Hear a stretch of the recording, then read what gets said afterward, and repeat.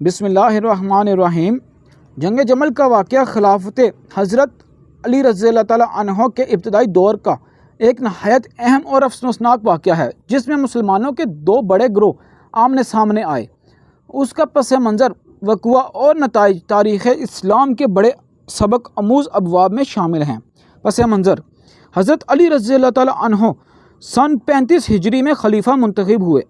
اس وقت سب سے بڑا چیلنج حضرت عثمان رضی اللہ تعالیٰ عنہ کے قاتلوں کو کیفر کردار تک پہنچانا تھا، مگر حالات نہایت پیچیدہ تھے۔ قاتل مختلف قبائل میں بکھر گئے اور ان کی پشت پناہی کرنے والے بھی تھے۔ مرکز میں انتظامی کمزوری تھی، کیونکہ مدینہ میں سیاسی کشیدگی موجود تھی۔ حضرت علی رضی اللہ تعالیٰ عنہ چاہتے تھے کہ پہلے مرکز مستحکم ہو اور پھر قاتلوں کے خلاف کارروائی کی جائے۔ اسی دوران بعض جلیل القدر صحابہ رضی اللہ تعالیٰ عنہ اور ام المومنین حضرت عائشہ رضی اللہ تعالیٰ عنہ کو یہ گمان ہوا کہ قصاص میں تاخیر ہو رہی ہے اور وہ قاتلوں کو فوراً سزا دینا چاہتے تھے۔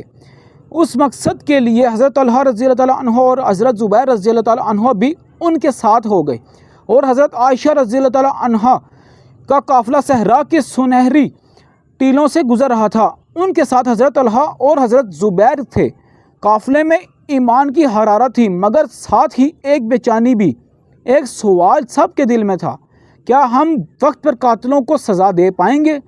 بصرہ کا سفر: حضرت عائشہ رضی اللہ تعالیٰ عنہ، حضرت طلحہ رضی اللہ تعالیٰ عنہ اور حضرت زبیر رضی اللہ تعالیٰ عنہ مکہ سے بصرہ کی طرف روانہ ہوئے تاکہ وہاں کے لوگوں کو جمع کر کے قاتلوں سے قصاص لیا جائے۔ دوسری طرف حضرت علی رضی اللہ تعالیٰ عنہ کو یہ اندیشہ ہوا کہ اس سے امت میں مزید انتشار پیدا ہوگا، لہٰذا وہ بھی فوج کے ساتھ بصرہ کی طرف روانہ ہوئے تاکہ معاملہ بات چیت سے حل ہو جائے۔ صلح کی کوشش: جب دونوں لشکر بصرہ کے قریب خریبہ نامی مقام پر پہنچے تو مذاکرات ہوئے۔ طے پایا کہ قاتلوں کو تلاش کر کے سزا دی جائے گی۔ رات کے وقت صلح تقریباً ہو چکی تھی، لیکن بدقسمتی سے قاتلوں کے ایک گروہ نے، جو اپنے انجام سے خوفزدہ تھا، رات کے اندھیرے میں دونوں طرف سے تیر اندازی شروع کر دی تاکہ جنگ بھڑک اٹھے اور ان کی شناخت نہ ہو سکے۔ جنگ کا آغاز: یہ سن 36 ہجری جمادی الاول کا واقعہ ہے۔ اچانک فجر کے وقت لڑائی شروع ہو گئی۔ دونوں طرف بڑے بڑے صحابہ اور تابعین شریک تھے۔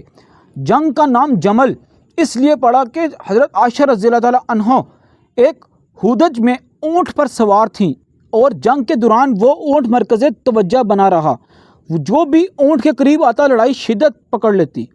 اہم واقعات: حضرت زبیر رضی اللہ تعالیٰ عنہ جنگ سے پہلے ہی حضرت علی رضی اللہ تعالیٰ عنہ سے ملاقات کے بعد پیچھے ہٹ گئے، کیونکہ انہیں نبی صلی اللہ علیہ وسلم کی وہ حدیث یاد آ گئی جس میں آپ صلی اللہ علیہ وسلم نے فرمایا تھا کہ زبیر تم ایک دن علی سے لڑو گے اور تم ظالم ہوگے۔